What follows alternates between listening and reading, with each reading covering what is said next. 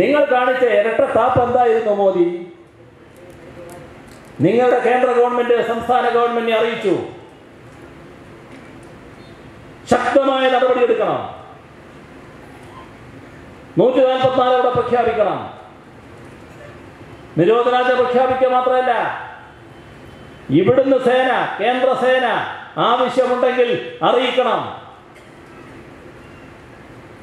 നിങ്ങളുടെ ഗവൺമെന്റില്ലേ സംസ്ഥാന ഗവൺമെന്റ് അറിയിച്ചത്? പ്രധാനമന്ത്രി എന്ന മാന്യമായ സ്ഥാനത്തിരിക്കുമ്പോൾ നരേന്ദ്രമോദി മാന്യത പുലർത്തണമെന്ന് മുഖ്യമന്ത്രി പിണറായി വിജയൻ. കൊല്ലം പാർലമെന്റ് മണ്ഡലം LDF സ്ഥാനാർത്ഥി KN ബാലഗോപാലിന്റെ തിരഞ്ഞെടുപ്പ് പ്രചാരണ യോഗം ഉദ്ഘാടനം ചെയ്തുകൊണ്ട് കൊല്ലം പള്ളിമുക്കിൽ സംസാരിക്കുകയായിരുന്നു പിണറായി വിജയൻ. തിരഞ്ഞെടുപ്പ് ചട്ടം എല്ലാവർക്കും എന്ന പോലെ പ്രധാനമന്ത്രിക്കും ബാധകമാണെന്നും കേരളത്തിൽ വന്ന് തീർത്ഥാടകർ എന്ന് മാത്രം പറഞ്ഞിട്ട് തൊട്ടടുത്ത സംസ്ഥാനത്ത് പോയി ശബരിമലയെയും അയ്യപ്പനെയും എടുത്തു പറഞ്ഞ് കേരളത്തെ അപമാനിക്കാൻ പുറപ്പെടുന്നത് മാന്യതയല്ലെന്നും പ്രധാനമന്ത്രി എന്ന മാന്യമായ സ്ഥാനത്തിരിക്കുമ്പോൾ നരേന്ദ്രമോദി മാന്യത പുലർത്തണമെന്നും പിണറായി ആവശ്യപ്പെട്ടു. കേരളത്തിൽ BJPയുടെ വോട്ട് BJP സ്ഥാനാർത്ഥിക്ക് തന്നെ ലഭിക്കുമെന്ന് നരേന്ദ്രമോദി ഉറപ്പുവരുത്തണമെന്നും കോലീബി സഖ്യമുണ്ടാക്കി ഇടതുപക്ഷത്തെ തകർക്കാമെന്ന വ്യാമോഹം നടക്കില്ലെന്നും പിണറായി വ്യക്തമാക്കിയിട്ടുണ്ട്. ശബരിമല വിഷയത്തിൽ പ്രധാനമന്ത്രി നരേന്ദ്രമോദി ഇരട്ടത്താപ്പാണ് കാണിച്ചത്.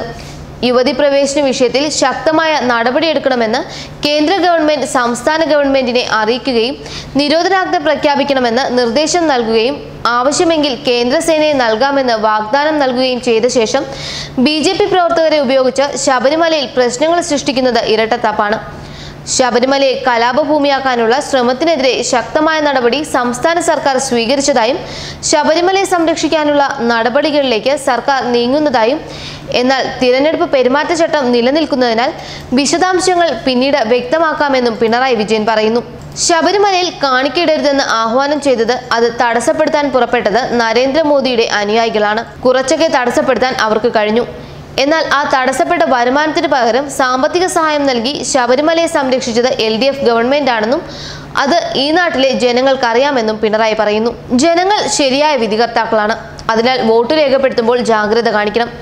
താൻ ജയിച്ചാൽ BJPയിലേക്ക് പോകില്ല എന്ന പോസ്റ്റർ ഇറക്കി വോട്ട് അഭ്യർത്ഥിക്കേണ്ട ഗതികേടിലാണ് ചില UDF സ്ഥാനാർത്ഥികളെന്നും അതിനാൽ ചെയ്യുന്ന വോട്ടിനോട് വഞ്ചന കാണിക്കുന്നവരെ വിശ്വസിക്കരുതെന്നും പൂർണ്ണമായും വിശ്വസിക്കാൻ കഴിയുന്നവർക്ക് മാത്രമേ വോട്ട് ചെയ്യാവൂ എന്നും പിണറായി പറഞ്ഞു. ന്യൂസ് ഡെസ്ക് മലയാളി വാർത്ത. നിങ്ങൾ കാണിച്ച ഇരട്ടത്താപ്പ് എന്തായിരുന്നു മോദി? നിങ്ങളുടെ കേന്ദ്ര ഗവൺമെന്റ് സംസ്ഥാന ഗവൺമെന്റിനെ അറിയിച്ചു, ശക്തമായ നടപടിയെടുക്കണം, 144 അവിടെ പ്രഖ്യാപിക്കണം. നിരോധനാജ്ഞ പ്രഖ്യാപിക്കുക മാത്രമല്ല, ഇവിടുന്ന് സേന, കേന്ദ്ര സേന ആവശ്യമുണ്ടെങ്കിൽ അറിയിക്കണം. നിങ്ങളെ ഗവൺമെന്റില്ലേ സംസ്ഥാന ഗവൺമെന്റ് അറിയിച്ചത്? ഞാനതിലൊരു കുറ്റവും കാണുന്നില്ല.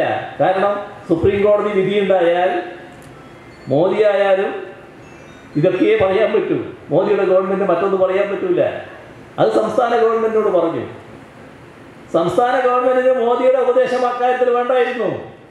ഞങ്ങൾക്ക് സുപ്രീം കോടതി വിധിയുടെ അന്തസ്സത്ത പൂർണ്ണമായി ഉൾക്കൊള്ളാൻ കഴിയും. ആ വിധിയെ ലംഘിച്ച് നടക്കണമെന്ന് ആഗ്രഹിക്കുന്നവരല്ല ഞങ്ങൾ. ഇതൊരു നിയമവാഴ്ചയുടെ രാജ്യമാണ്. ആ നിയമവാഴ്ചയുടെ രാജ്യത്ത് സുപ്രീം കോടതി പോലുള്ള അത്യുന്നതമായ നമ്മുടെ കോടതി ഒരു നിർദ്ദേശം നൽകിയാൽ അത് അംഗീകരിക്കണം എന്ന ജനാധിപത്യ മര്യാദ ഈ സംസ്ഥാന സർക്കാരിനുണ്ട്. അതാണ് ഞങ്ങൾ പാലിച്ചത്.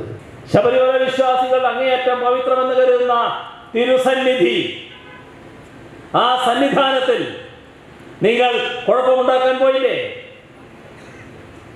എന്തായിരുന്നു നിങ്ങളുടെ ഉദ്ദേശം? ആ ശബരിമലയെ ഒരു കലാപഭൂമിയാക്കണം. എങ്ങനെ തടയാൻ കഴിഞ്ഞു?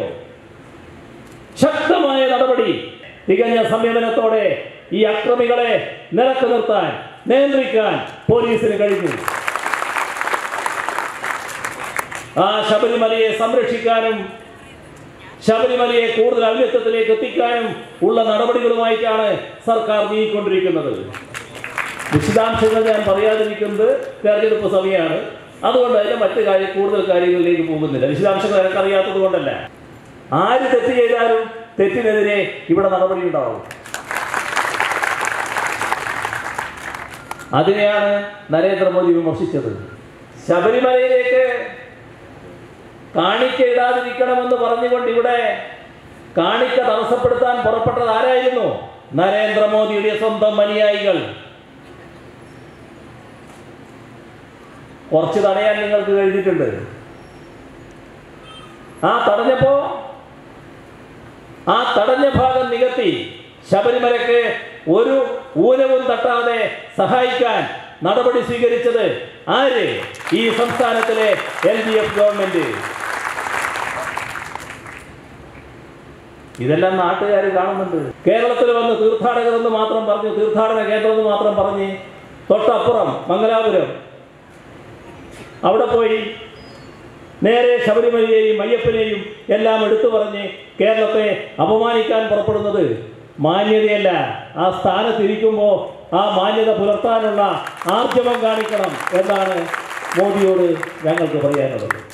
അദ്ദേഹം കോഴിക്കോട് സംസാരിക്കാൻ വരുന്ന ദിവസം ഒരു കാര്യം പരസ്യമായി അദ്ദേഹത്തോട് ഞാൻ അഭ്യർത്ഥിച്ചിരുന്നു. നിങ്ങളുടെ വോട്ട് നിങ്ങളുടെ സ്ഥാനാർത്ഥിക്ക് തന്നെ ലഭിക്കും എന്ന് ഉറപ്പുണ്ടാക്കണം. ഒരു UDF സ്ഥാനാർത്ഥി, നിങ്ങൾ ഇവിടെ വലിയ ആളെക്കുറിച്ചൊന്നുമില്ല ഞാൻ പറയുന്നത് കേട്ടോ, വേറൊരു സ്ഥലത്തുള്ളതാണ്. UDF സ്ഥാനാർത്ഥി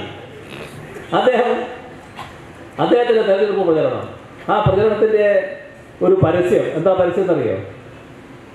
ഇവിടെ മത്സരിക്കുന്ന UDF സ്ഥാനാർത്ഥി BJPയിലേക്ക് പോകില്ല. എന്തൊരു ഗതികേടാണെന്ന് നോക്കണം. രാഹുൽ ഗാന്ധിയുടെ ഗടാഗടിയൻ അനുയായിയ ഈ സ്ഥാനാർത്ഥി. പക്ഷേ ഇതാണ് പ്രചരണം. നാട്ടുകാരും വിശ്വസിക്കുന്നില്ല. ഇയാൾ ജയിക്കാനിടയായാൽ ഉടനെ അങ്ങോട്ട് പോകുന്നതാണ്. കാരണം നിങ്ങൾ ഓരോരുത്തരുടെയും ചെയ്തികളില്ലേ, നേരത്തെ പറഞ്ഞ വാക്കുകളില്ലേ, നിങ്ങളുടെ പ്രവൃത്തികളില്ലേ, അതെല്ലാം വെച്ചാണല്ലോ ആളുകൾ തീരുമാനിക്കുന്നത്. ആളുകൾ ശരിയായ വിധികർത്താക്കളാണല്ലോ. അതുകൊണ്ട് നമ്മൾ വോട്ട് രേഖപ്പെടുത്തുമ്പോൾ നല്ല ജാഗ്രത കാണിക്കണം. ചെയ്യുന്ന വോട്ടിനോട് വഞ്ചന കാണിക്കുന്ന ആരെയും നമ്മൾ വിശ്വസിക്കാൻ പാടില്ല. പൂർണ്ണമായും വിശ്വസിക്കാൻ പറ്റുന്നവരെ മാത്രമേ വോട്ട് ചെയ്യാൻ പാടുള്ളൂ.